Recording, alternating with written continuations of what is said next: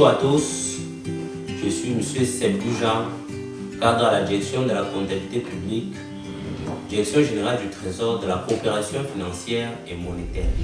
J'ai l'honneur de vous entretenir sur le thème « La comptabilité des stocks ». La bascule en comptabilité patrimoniale impose le suivi des biens dans les comptes publics.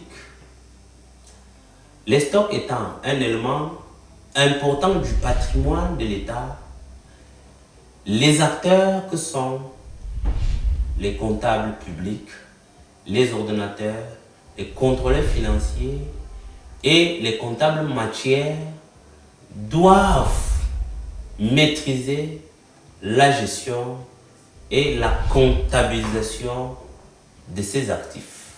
Selon la norme numéro 6 des normes comptables de l'État, les stocks sont des biens acquis et détenus pour la revente, la consommation ou pour être distribués à des tiers.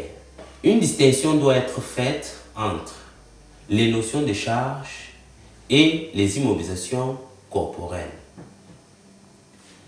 Les immobilisations corporelles sont des biens qui sont acquis pour une durée supérieure à 1 an, alors que les stocks sont infra-annuels, utilisés donc dans le circuit normal de l'activité de l'État. Les charges sont des éléments qui sont inscrits dans le compte de résultats, alors que les stocks sont suivis dans le bilan de l'État.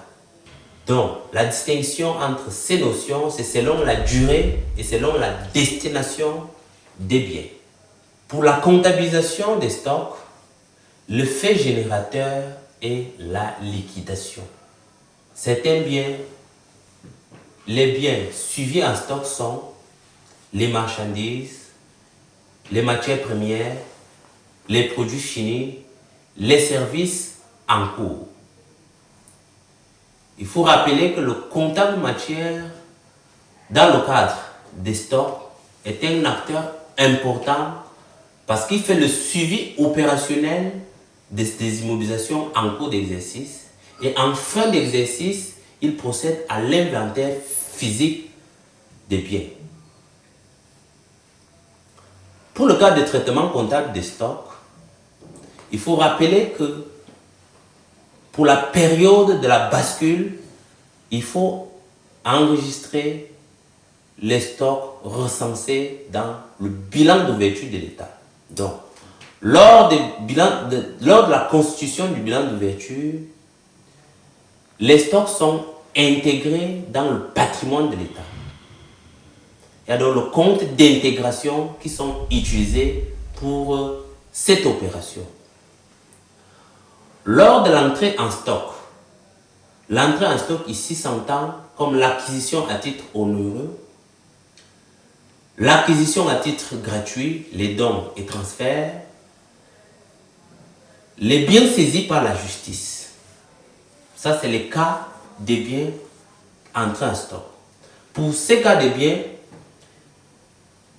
3 écritures comptables doivent être passées.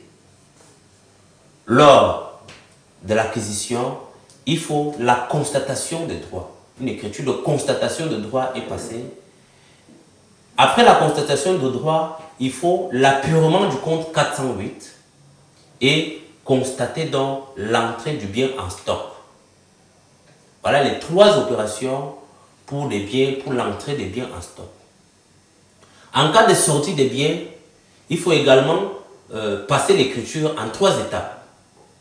Il y a l'écriture lors de la vente ou de la sortie des biens. 3 opérations sont également passées. Il y a la constatation des droits, le déstockage des biens et l'encaissement de la vente. La sortie ici s'entend comme la vente des biens, les biens offerts à titre gratuit. Il y a le cas également de la perte, qui sont des sorties des biens. Il y a aussi la consommation des biens, en cas de consommation. Toutes ces opérations font l'objet de passation d'écriture dans les livres du comptable public. En fin d'exercice, il y a des réajustements qui sont faits entre les acteurs. D'abord, le comptable matière qui fait un inventaire physique et le comptable, avec le comptable public. Il y a donc le rapprochement entre les opérations faites par le comptable matière, c'est-à-dire la comptabilité physique, et les écritures comptables tenues par le comptable public. En cas de discordance entre le stock physique et le stock en écriture, il y a des écritures qui sont passées au niveau des comptables. Il y a des écritures de pertes qui peuvent être soit de la responsabilité du comptable matière, soit ça peut être le cas des forces majeures. Il y a également des réajustements qui sont faits en fin d'année, lorsque les biens suivis en stock subissent des dépréciations.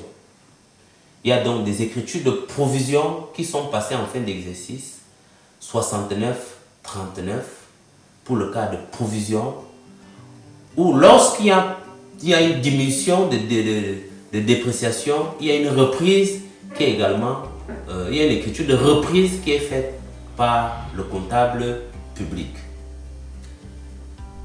Mesdames et messieurs, ainsi prend fin notre exposé cet après-midi. Je vous remercie pour votre écoute.